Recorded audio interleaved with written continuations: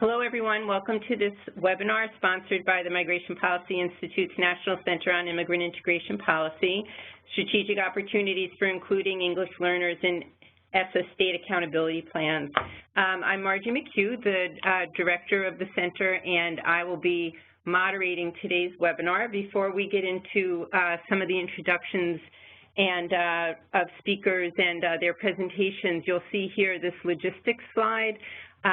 It tells you where you can find slides and audio from today's webinar. That's the main MPI website address is www.migrationpolicy.org.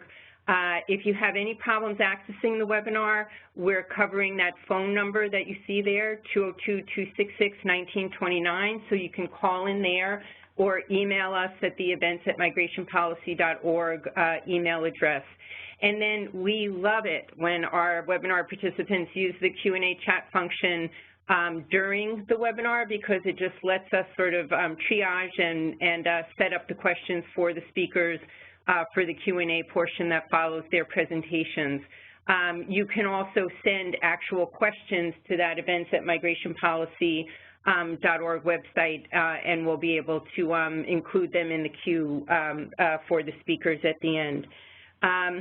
So as I said, my name is Margie McHugh, and I'll simply be moderating today. And then you'll be able to hear from first Delia Pompa, who is a Senior Fellow for Education Policy here at MPI. Delia has spent her career working on English learner issues and more broadly improving education and life opportunities for immigrant and English learner children, and we are just so thrilled that she's here at MPI with us now after her storied career working on these issues and really helping us at this moment when so much is changing in terms of policy.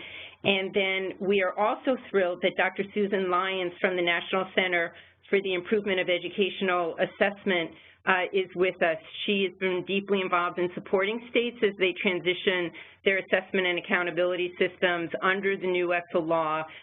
She works with many state technical advisory committees, accountability work groups, and the like. And so we're just so eager to have the amount of content and insight that she has available to everyone through this webinar today.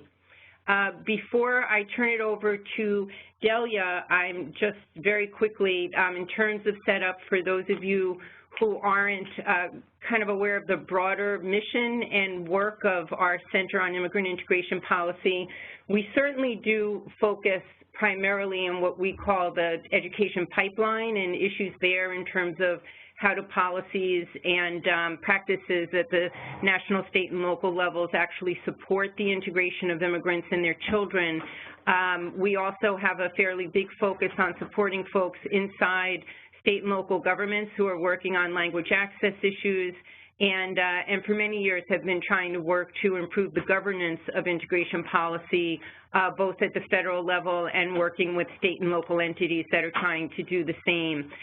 In terms of our work on English learner, dual language learner, ESSA-type issues, I just wanted to flag for you that today we have put up a new ESSA webpage that pulls together a number of different products that MPI has around ESSA implementation. So you'll find a set of state fact sheets there, several commentaries, recordings of related webinars, and that's where the recording from today's webinar will go.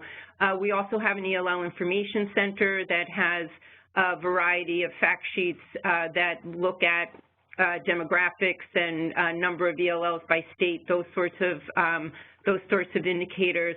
And then we have a wide range of early childhood reports, data analyses, and the like. Most recently, report and some state fact sheets on two-generation approaches. Also forthcoming reports on ECEC pathway programs for immigrant and refugee workers who are in the early childhood field, and also a report on state quality rating systems and the extent to which they are reflecting some of the linguistic and cultural competence, the need for better linguistic and cultural competence sensitivity in how programs are assessed and related. And then very quickly, I'll also say that we've launched a great new project, National Partnership to Improve Pre-K to 12 Immigrant Student Success, where we're working with leading immigrant and refugee policy organizations in 7 states to help them become more knowledgeable and engaged in policy issues around immigrant and ELL education. And we also sponsor a private learning network on newcomer youth success that about 30 school districts around the country participate in, where there's school districts that receive a large number of immigrant newcomer students that arrive middle school or later, and so there's a lot of special practices associated with helping those students succeed, and we're working to promote sharing and learning across districts that are dealing with providing excellent services to those youth. Phew, so with that, I would just say please go to the website if you're interested in more on this. And then I'd like to turn it over to Delia. We've been really trying to be on top of the changes that have happened under the Every Student Succeeds Act and what they mean for ELLs. And Delia is going to get us into that right away before we then turn to Susan. So Delia, over to you. Hi, everyone. It is good to talk with you, and I hope to hear lots of questions from you at the end. We all are going to today go one level deeper than we've been going. You've attended a webinar certainly that we've had perhaps, and other webinars and other informational sessions on what's contained in the law. Today we're going to go one level deeper and start talking about the implications, the connections, the questions that stakeholders should be asking their state, the questions that states should be asking themselves. This is particularly timely given the vote that was just taken in the Senate, where the rules for accountability that were set up by the Department of Education were overturned. So I think this is a good time to be looking at what kinds of input stakeholders should have. It is, I think, a reflection of the devolution of power to the states with regard to accountability, that we're going to have much more input as stakeholders. The fact that the decisions are going to be open, I would say wide open in many ways regarding lots of aspects of the Every Student Succeeds Act, means that stakeholders need to be very engaged, need to understand what decisions states are making and why they're making them. Today we're going to focus on the English Language Proficiency Indicator because it is the biggest change that we saw in the law that affects English learners. It is one of the 5 key indicators of success that states have to account for in their accountability system. The goals within that indicator are going to be set by the state, are being set by the state actually as we speak, and it really does result in a higher profile for English learners in each state, because, again, it is now part of the overall accountability for the state. This is the first time English language proficiency and the success of English learners in that area is going to be mirrored in the entire accountability system under Title I. So that is an important piece of where all of us should be providing input and looking at the complexities behind it. So speaking of the complexities behind it, this looks like a pretty simple statement, and it is on the face. This is what the law says about the English Language Proficiency Indicator and what it represents. If you look at the pieces of that phrase, you find what's important.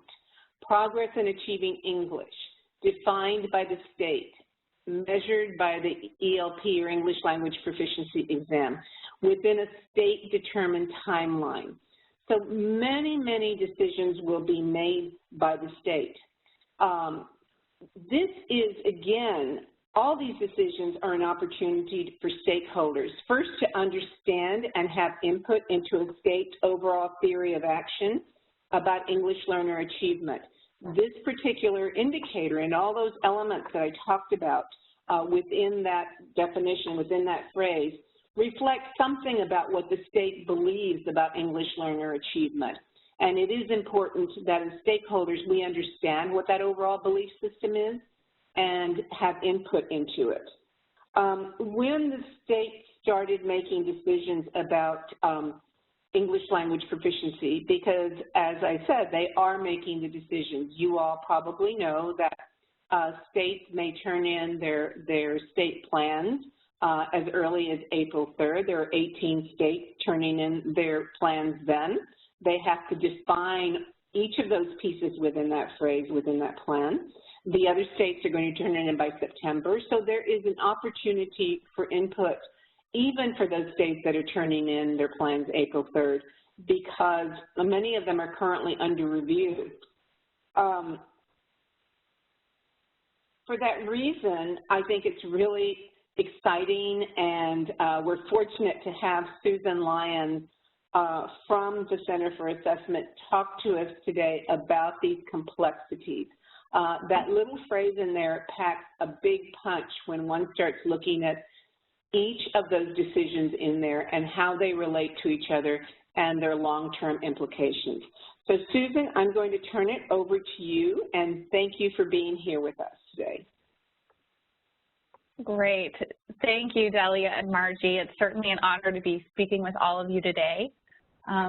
Before I get into it, I'd first like to acknowledge my collaboration with the Latino Policy Forum in Illinois and the support I've received from the High Quality Assessment Project to write a white paper that outlines many of the issues that states should be considering regarding English learners as they draft their ESSA plans. That paper has much more information and goes much deeper than everything we'll be able to cover in the webinar today.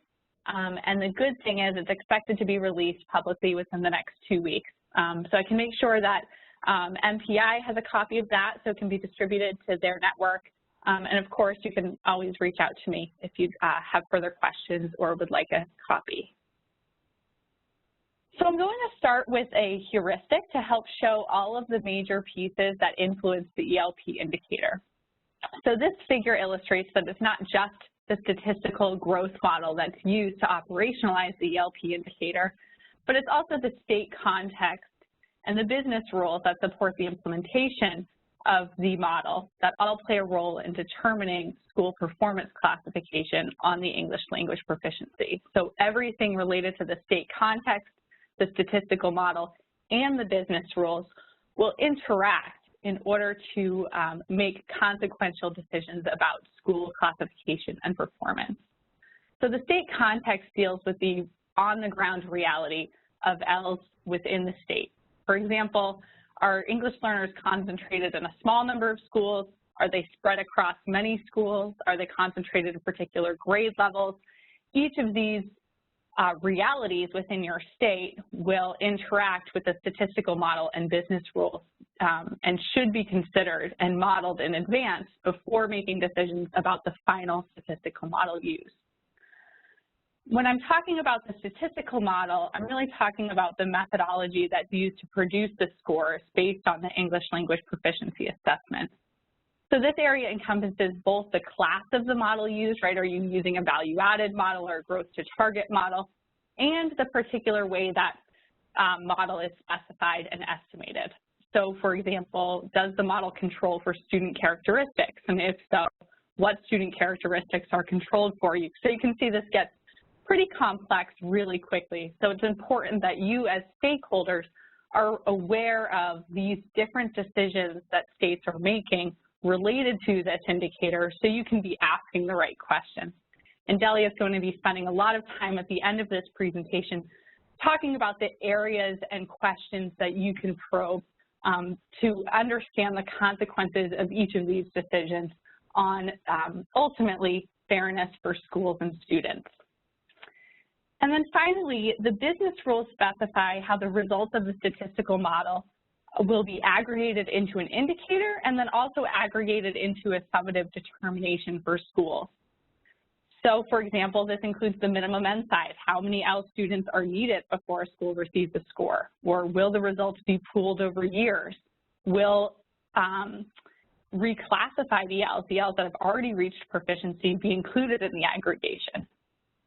So as you can see, the information in any one of these colored boxes can informed decisions in another box. So for example, if there are few EL students per school, the state may want to consider choosing a smaller N size in order to provide ratings to as many schools and the highest percentage of ELs as possible. Of course, many of you know this causes issues with precision due to the small sample sizes. So these are the types of trade-offs that are common in making decisions, and the states will need to weigh the positives and negatives associated with any particular approach.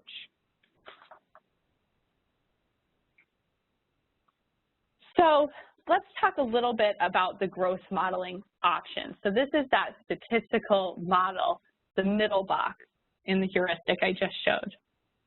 So the law requires that an indicator of progress in achieving English language proficiency be used. So this requirement has generally been understood as requiring the quantification of across-year changes in individual student performance or growth. So if we take this understanding, we can use prior work on examining the different growth models that has been done for the general student population, and we find it generally applicable. However, we should be reevaluating that body of research in light of the unique characteristics associated with English learners and also the English language proficiency indicator itself. Pete Goldschmidt and Kenji Hakuda recently released a paper that evaluates the options of typical growth indicators from a predominantly technical perspective. So they look at how these indicators could be used for the ELP indicator from a technical perspective. In the forthcoming paper that I just mentioned, we build on this work by integrating their perspective with additional considerations related to the implementation and the evaluation of the English language proficiency indicator within the context of the full accountability system. So in the interest of time, I'll just briefly review some of the discussion in that paper by highlighting 3 of the different growth modeling options states are considering.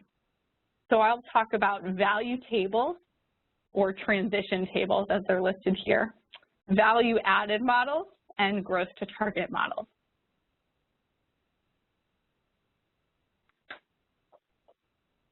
The key point in the table presented on this slide is really just to highlight the fact that the choice in the growth model is not inconsequential. States need to be carefully considering the benefits and drawbacks of each choice, along with the different growth inferences generated by the different models. The growth inference supported by the chosen model should clearly align to the state's theory of action for how including the ELP indicator within the accountability system will or is intended to lead to progress toward the desired outcomes for ELs in particular. So I'll briefly now just go through some of the considerations of each of these models. Starting with value tables, the growth inference that you get out of a value table is how valued is the observed growth as measured by progress on the performance levels. And so one of the primary benefits of a value table for the ELP indicator is its transparency for schools and stakeholders.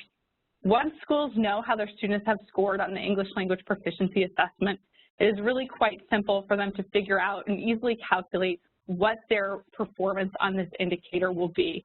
And that's really beneficial for schools who are looking to really closely monitor their progress and figure out how to best support their ELs. Additionally, and this is particularly useful, if the values are set in a way that reflects the state's theory of action. So for example, schools can be clearly incentivized and rewarded to improve English language proficiency for those students who typically have the most difficulty showing growth. So you can award higher values to growth that is more difficult to achieve, and that really drives changes in behavior at the school level.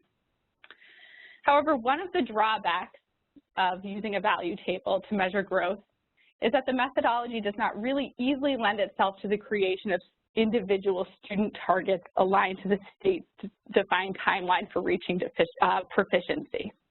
And as Delia just informed us, the regs have been overturned, and this was a requirement outlined in the regulations that there be this tight connection between your student level targets used to track progress towards the state-defined long-term goal, and the ELP indicator. Now that the regulations are not going to be enforced, states have a little bit more flexibility to incorporate a growth model that doesn't necessarily include student level targets, and then generate a separate mechanism for defining student level targets for the purpose of tracking progress towards the state long-term goal.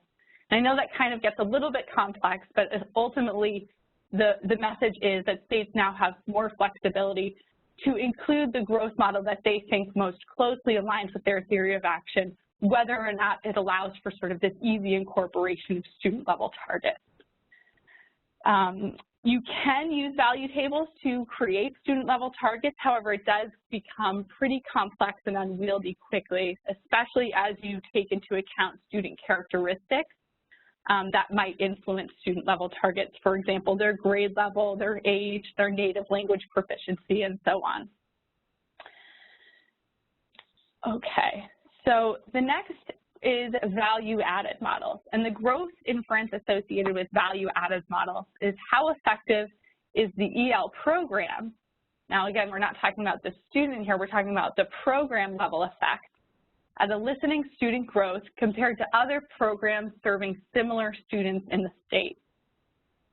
So one of the benefits of the value-added modeling framework for this indicator in particular is that states can easily take into account student-level characteristics, so those same characteristics I just mentioned, such as grade, age, native language proficiency, limited or interrupted education. And these have been shown to be relevant for explaining EL language acquisition. So this has the potential benefit of helping to sort of level the playing field for schools. Another real benefit of the value-added model for the growth indicator is the fact that it's normative in nature. And so this might be significant for those states that are administering the WIDA 2.0 as their English language proficiency assessment. So if states are really not substantially modifying their exit criteria for EL proficiency, then the increase in the WIDA 2.0 performance standards is likely to lead to a larger percentage of students failing to exit the EL programming. So in other words, a higher percentage of students are likely to not be meeting the new proficiency standard unless the exit criteria has been adjusted. So if this is the case, the normative growth models such as value-added models or student growth percentiles can still provide for a meaningful differentiation among schools. However, more criterion-referenced models, such as value tables or growth to target models, will likely lead to, over time, low performance for all schools. And when that happens, we're sort of decreasing the variability that the model reveals, and it decreases the ability of the indicator to sort of effectively discriminate among programs that are doing better or not as well with their EL students. So this is certainly something to consider in conjunction with the state's exit criteria. Some of the drawbacks of using value-added models for the English language proficiency indicator include the lack of transparency for schools and stakeholders. It can be a black box, as we've seen with some states have tried to do this with teacher evaluation. And also, sometimes it's a high cost in terms of time, resources, and capacity to really develop and implement these types of complex models. And like value tables, value-added models may be difficult to explicitly link to the state's long-term goals and measures of interim progress. And so again, it's okay to do now that the regulations have been overturned, but the state will need to be able to come up with another mechanism for creating student-level targets in order to track progress towards long-term goals. And finally, we have the growth to target model. And so this model, the inference derived is the student on track to achieve English language proficiency within the state-defined timeline? And often for the school level inference is what percentage of students are on track to achieve English language proficiency within the state-defined timeline. And you can see there is a real close link here with how the long-term goals as required by ESSA are operationalized. And that's really one of the clear strengths of the growth to target model. It's this tight connection with the state's long-term goals and measures of interim progress. One of the potential drawbacks of the growth to proficiency model is sort of our limited understanding of ambitious yet reasonable growth trajectories for acquiring English language proficiency. So the meaningfulness of the indicator for differentiating among schools and English language program quality really depends on the care that's taken to appropriately define the student-level growth trajectories and then the interim targets that are set along those trajectories. So because of this metric is particularly susceptible to losing the ability to really capture true differences among schools if the trajectories are somehow unrealistic or not based on research of student learning. So this is especially true if the majority of English learners are not likely to reach proficiency due to the increased stringency of the proficiency standards. So if a state is going to go with the growth to target model, the best recommendation is to really look at the research to say, what does the research say about the realistic course of language acquisition, not only for English learners, but for the types of English learners I have, and how can I set realistic trajectories for my students based on what I know about them. And then also modeling your existing data that you have within your state. So really looking to past trends of growth for EL students to make sure that there's not something distinct about your students that the body of literature out there is not capturing. So once one or more indicators of progress towards English language proficiency have been selected for consideration by your state, the state should really undergo a systematic process for evaluating both the political feasibility and the technical quality of each of the potential metrics that are under consideration. So this means that in the evaluation of any growth model, states not only need to consider the technical aspects of the model, but the political and contextual considerations, such as how it supports the vision for effective instruction, how the accountability system will use the growth model to support those efforts, as well as the capacity the state has to effectively implement and communicate about the particular model to schools and stakeholders. So for the policy-based criteria, states should be holding internal discussions about values and capacity, as well as hosting formal stakeholder engagement sessions where a lot of you come in to allow for public input into the choice of indicator. Additionally, discussions with educators will also be informative for understanding how the choice of the metric may drive intended or unintended changes in behavior, which is ultimately what this is all about if our accountability system is going to be successful at achieving our goals, our policy goals for EL students.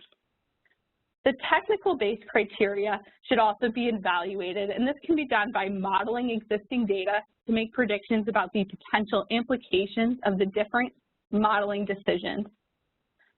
So you can use past data on the English language proficiency assessment to test run the different model options, and this will allow the state to better understand the utility of each growth model for providing valid and reliable scores that can accurately represent progress across schools.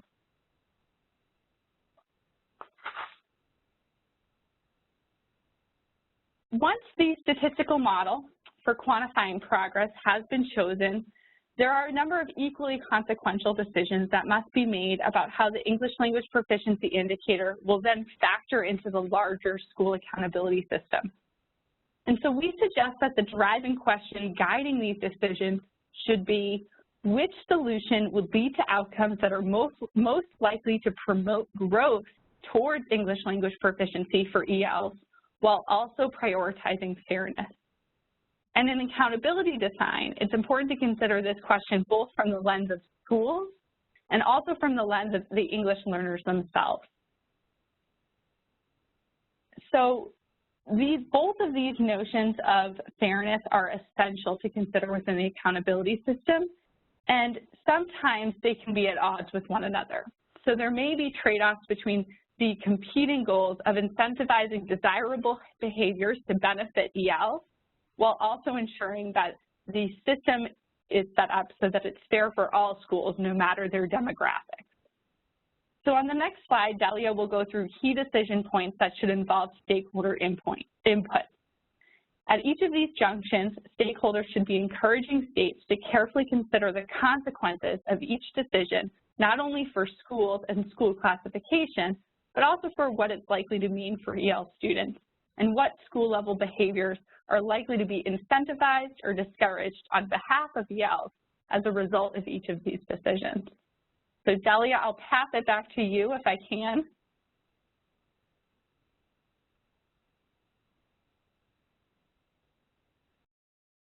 And as we were preparing not only this PowerPoint presentation, but also as we have been working with stakeholders across the country, we have been facing the fact that this is a very complex process, and not all stakeholders have the level of technical knowledge that is necessary to dig deep into what decisions are being made and what the psychometric and accountability considerations are and statistical considerations. So what we are trying to do at MPI, along with other partners, is to look at areas that stakeholders might ask questions about, and these areas are key to some of the more complex issues that Susan was talking about. Now, that doesn't mean that that we shouldn't be looking at these more complex processes. And I think Susan's paper is going to be very useful in that. Also, MPI will be putting out a shorter paper that talks about how stakeholders can understand the processes. This paper will be released along with our partners at the Education Trust and other partners in the Business Civil Rights Coalition that's been working together on ESSA. Those two papers, Susan's and the MPI paper, will be out in the next couple of weeks, so you should look for them on the website that Margie talked about. So let's look at questions you could ask that perhaps simplify some of what Susan was talking about, but certainly make it more concrete. The first thing that requires stakeholder input is the first thing a state should be thinking about when it thinks about its accountability system, and that's the theory of action. The theory of action is not just about what the accountability system is going to look like and what decisions are made about models, but it is about the entire picture. The entire picture includes what kind of instruction takes place in our schools. Is it good enough now, or does it need to improve? Is our accountability model going to capture the changes that are necessary? How does that impact teacher training? What do we expect of our English learners? Where are English learners from? What do we know about how long it generally takes them to move towards English proficiency and to reach English proficiency? So all of this should be reflected in a big picture that the state has about its English learners, not an isolated look at accountability itself. And as a stakeholder, it's important that we ask those questions of the state to look at what the entire theory of action is about English learners and their achievement. A second question that is concrete that we can ask about is the weight of the ELP indicator in the overall accountability system. As I mentioned early on, and as most of you know, there are 5 key indicators that states have to account for. But the state is allowed to determine what the weight of those indicators are, particularly in states where there are many, many English learners, and also particularly in states where there are few English learners. What weight that ELP indicator is given says a lot about how the state values the achievement of these children. It also says a lot about what we will know about achievement for English learners through the accountability system. So it is a good question to ask. It's a good thing to look for in your state plan. Just as Susan has been working with other states, a number of other groups have, and what we're finding as we work with the states is the weight varies across the state. I do believe that many states are being very thoughtful about how they assign this weight, but it does bear looking at if you're a stakeholder.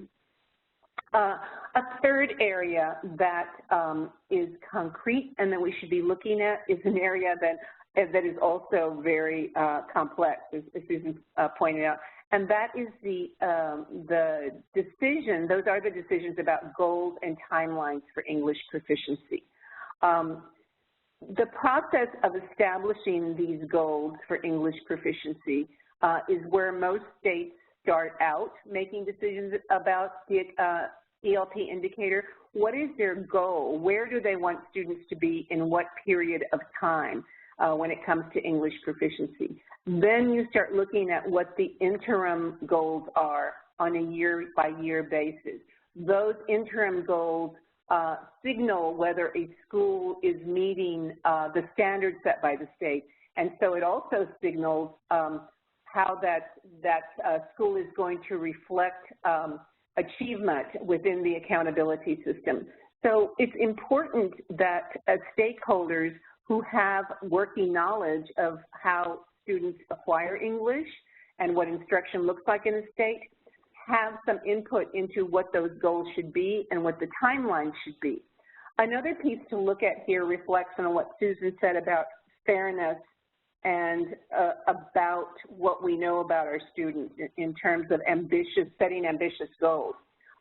Even though we've had goals for English learners in the past, we as stakeholders have a responsibility to look at whether those goals have been not only reasonable, but whether they've been based in research. The same thing for the timeline. So this is an important area for stakeholders to look at and to have a lot of input into for their state. Another area that is a concrete that you can look at and make decisions about on your own as a stakeholder group and also give input is N size. Susan mentioned N size as one of the factors that you look at when you're looking at the business rules. N size, as you know, is the size of the group that determines whether it goes into the accountability system. The law says that it must be 30 or below. But the N size really determines a number of decisions or plays on a number of decisions within the accountability system. Not only does it determine whether English learners are going to be counted in the accountability system, it also says something about how the state understands the distribution of its English learners and how the N size and who's counted in the accountability system allows schools to be represented fairly. It is important that as you're looking at N size in your state, you understand the distribution of English learners in your state. Are all the English learners in one area and the preponderance of them, and then unevenly distributed across the rest of the state? What is that? What are the implications for N size? Does that mean you should have a lower N size so you capture more students? For those people who are concerned about stability of data, if your N size is too low, there are a number of authors, including Pete Goldschmidt and others, who have talked about the trade-off and how sometimes you need to make decisions about how many students you are including versus what the stability looks like. I think there are ways around. Many states are taking some creative approaches to N size. They're setting sort of a mid-level N size, but then looking at second steps of putting together groups of students to get more kids into the N size pool, into the pool that's going to count. Also, some states are aggregating data across years. So there are lots of different ways around this, but it's important to understand how your state is making that decision and what the implications are for kids and for schools. It's also important to note here whether they're looking at their own data. That question is going to come up a lot as we look at the decisions the states are making. Are they looking at their own data in the state? The next few areas for input are not directly tied to the English Language Proficiency indicator. They're really more tied to the academic indicator and how English learners count in that English language arts and math accountability area. So whether English learners, former English learners are included in the accountability system has a direct weight on what their scores look like under the academic indicator. As you know probably, the law allows inclusion of English learners up to 4 years after they have exited English learner status. This has the benefit of raising the score overall for English learners for obvious reasons. These are kids who have exited and have already shown English proficiency. But it also has the drawback sometimes of masking how current English learners are doing. So as a stakeholder, you may want to provide input on how those two groups are represented in the accountability system. It's also important to look at what the data says about former English learners. This is an important area that the state needs to do some examination of how including English learners impacts the scores overall, including former English learners impacts the scores overall of English learners as a group. And that's something easy for the state to do, is to look at, to do some runs, including them for a variety of years and figuring out what kind of difference it makes. Another key area for stakeholder input is the inclusion of recently arrived English learners. These are students who, under the law, who've been here 12 months or less, here meaning in a U.S. school.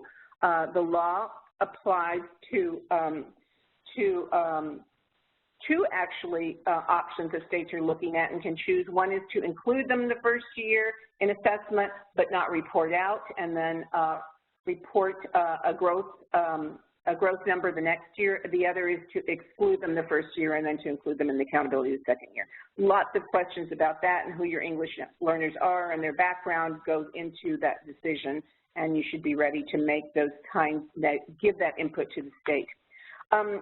Finally, another key area is looking at entry-exit criteria.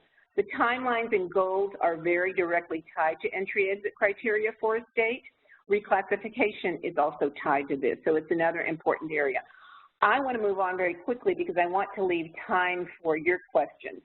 But here are questions that are key to ask your state, and these are the big questions. First of all, we kept referring to, Susan and I, using existing data. It's important to look at what existing data your state has to be able to make decisions, what kinds of modeling you can do, they can do, what kind of historical trends have been. All of that needs to inform decision-making in the accountability system. It reflects such aspects as distribution of English learners in the state, past growth and proficiency, the power of instruction in your state. All those things are things you should look at. Susan mentioned the trade-offs associated with each decision. Very, very important to look at when decisions are being made about any group, but in this case, particularly English learners, what are the trade-offs that are being made? What are students losing and what are they gaining? What are schools losing and what are they gaining? And size is a good example of that. Both Susan and I talked about that. A next big question to ask your state is what the impact of the decision will be on students. In the past, we have seen unintended consequences when it comes to accountability decisions regarding English learners. Unfortunately, in some areas, states or districts under-identifying students because of the accountability system. In other cases, not including all English learners in the accountability system. It's important to look at the impact of all these decisions and what the unintended consequences might be and how one controls for that, how the state can control for those unintended consequences. The impact of the decision on schools is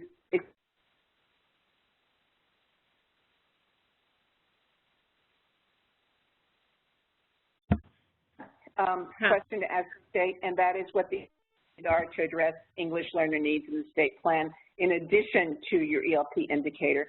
And that would be looking at the academic indicators, looking at the area of parent engagement, graduation rates, early childhood education, teacher training. So it goes beyond accountability, and the plan has many, many opportunities for input on English learners.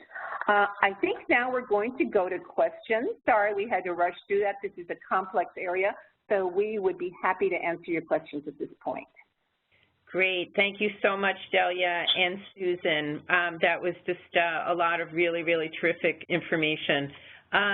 So folks, please remember to keep sending in your questions. You can see there either send them to events@migrationpolicy.org or use the Q&A function that you have there as part of the webinar platform. So Delia and Susan, a lot of the questions we've gotten are ones that either of you might be able to take. So let me just start with this one, and maybe Susan, you might want to take a whack at it first. So one question was that there was a state that's considering student growth percentiles among other options in terms of for their accountability system. So could you speak a bit to the drawbacks of that approach? Hi, sure, absolutely happy to, Margie, thank you. So the student growth percentiles model is a norm referenced model.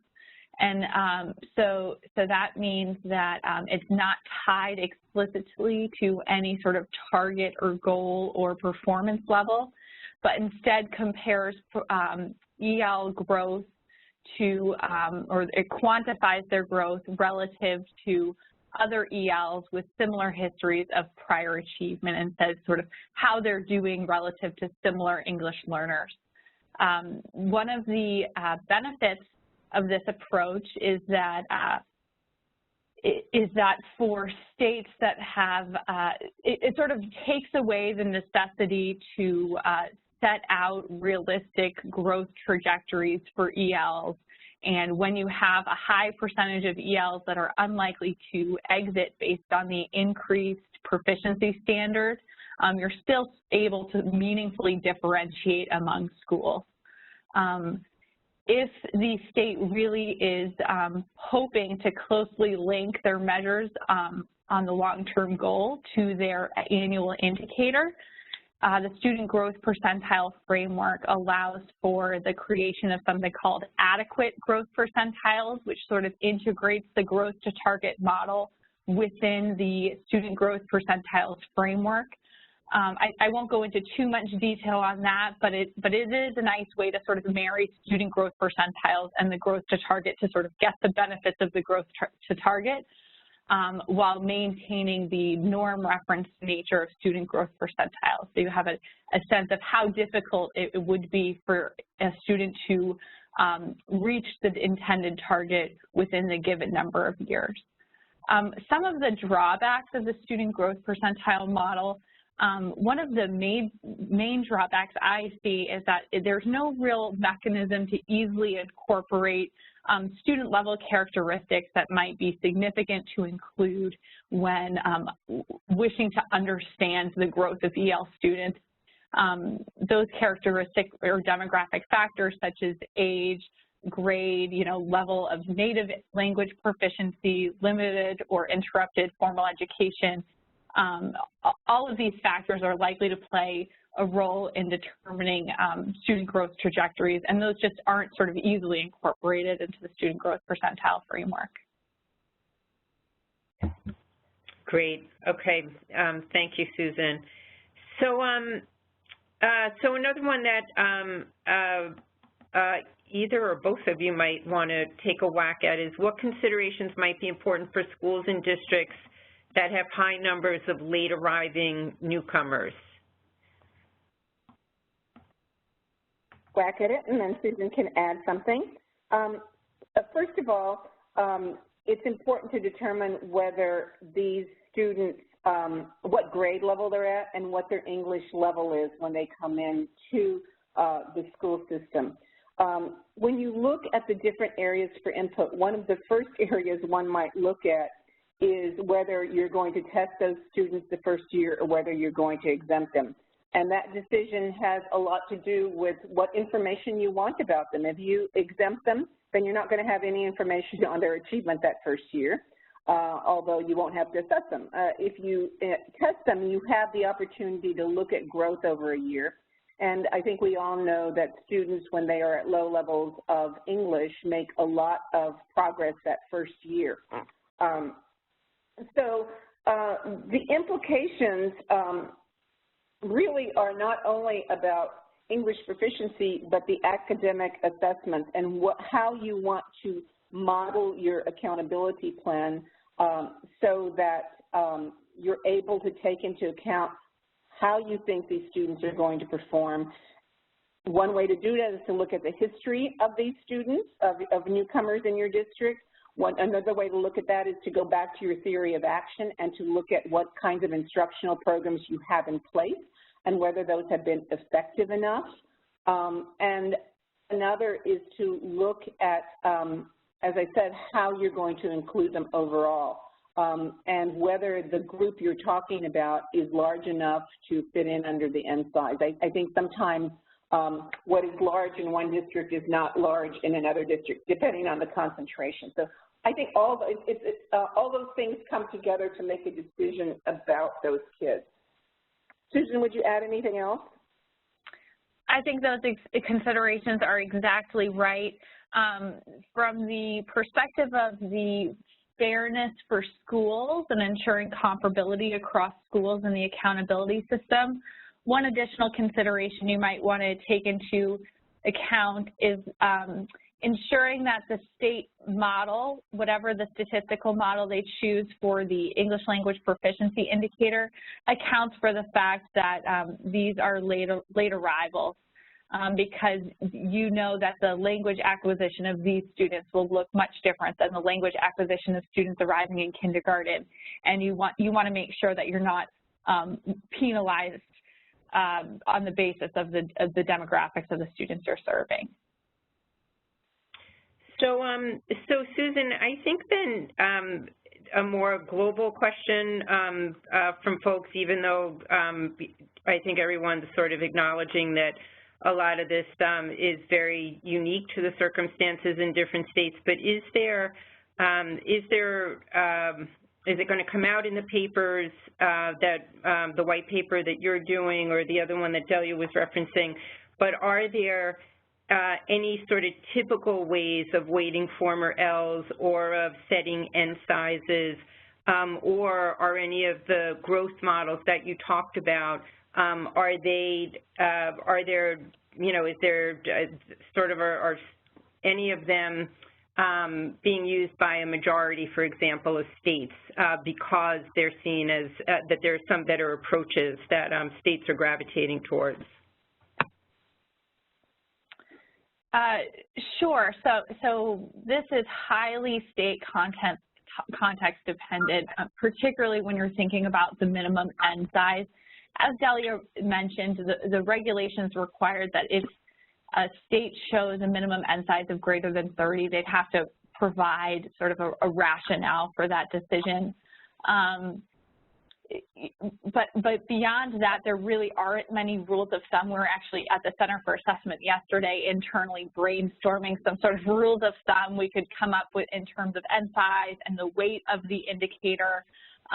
And really, it's quite difficult to do because of the distribution of EL students across the country is so different from state to state.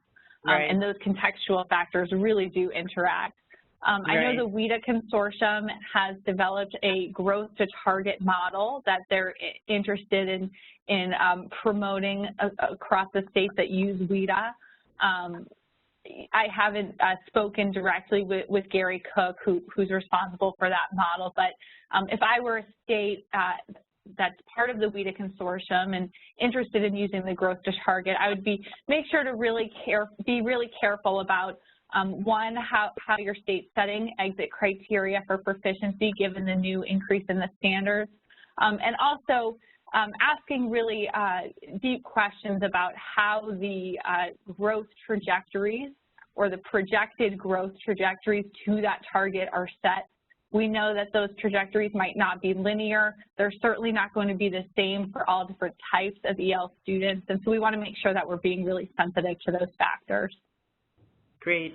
And then, Delia, maybe this one for you. There's, not surprisingly, some interest in getting a little more clarity on the impact of the votes in the Senate and the House. So could you just say a little bit more about what's likely to happen now that Congress has overturned the regulations, and can states still use those regulations to guide their plans? I think the first thing to acknowledge is that, in particular for English learners, much of the change is in the law. So that's not change. That's not going to be taken away, or it's not going to limit what a plan can do. Much of what was in the regulation provided more clarity and was really a reflection of best practice. The states are still free to do that, and in looking at the states that I've been working with, many are looking at those issues regardless of whether they were in the regulations or not. So take, for example, what states take into account when they're looking at growth toward English proficiency. The law required only looking at the level of language proficiency kids had as they were going into this.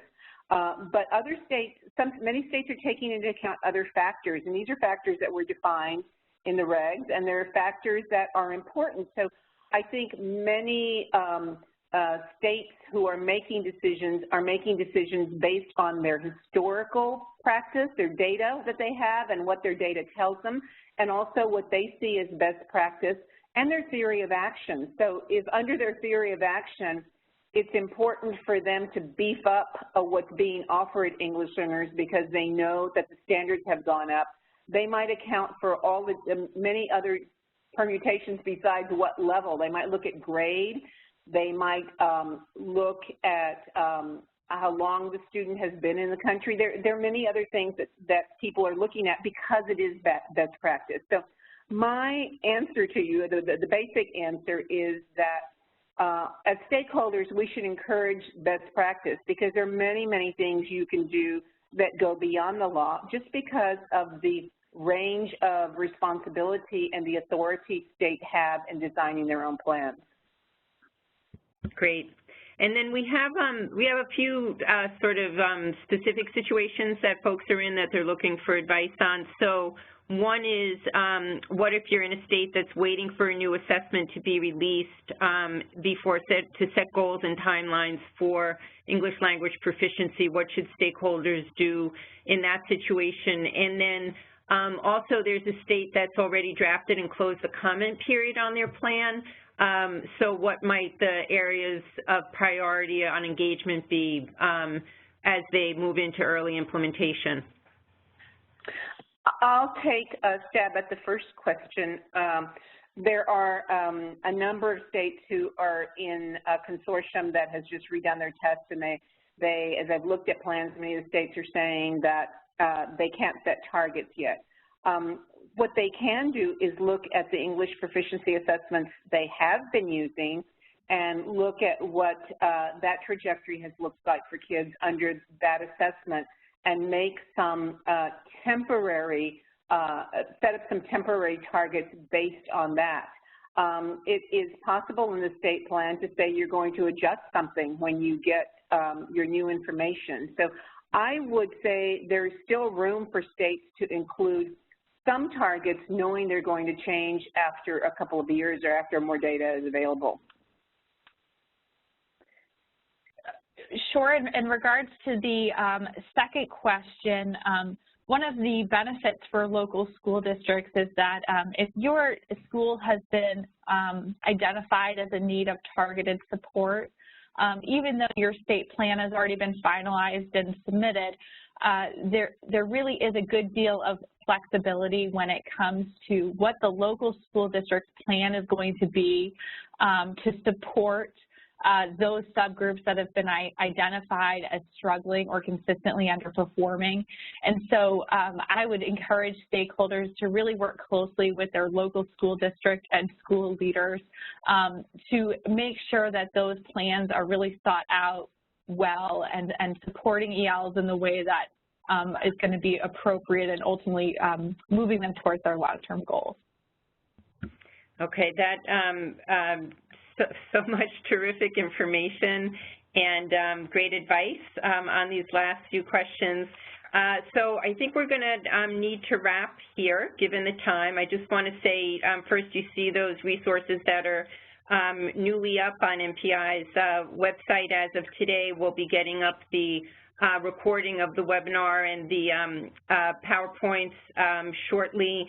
And we also promise that we'll get Susan's white paper to everyone who signed up for the webinar when it's published. And if we didn't get to your questions, we will, there are a few that we didn't get to, so we'll sort of route them to the appropriate speakers from today and get answers for you. So just want to say a very big thank you, first of all, to Susan and to Delia for all of the great information, and to all of you who joined, and for the great work that you're all doing on the front lines. It was really gratifying to see how many school districts and immigrant and refugee leadership groups and the like had signed up for today. So we wish everyone great success in their work, trying to really shape the way the law is implemented to make sure that it is that we wind up with some very fair systems for helping EL kids along in getting the English proficiency they need. You see there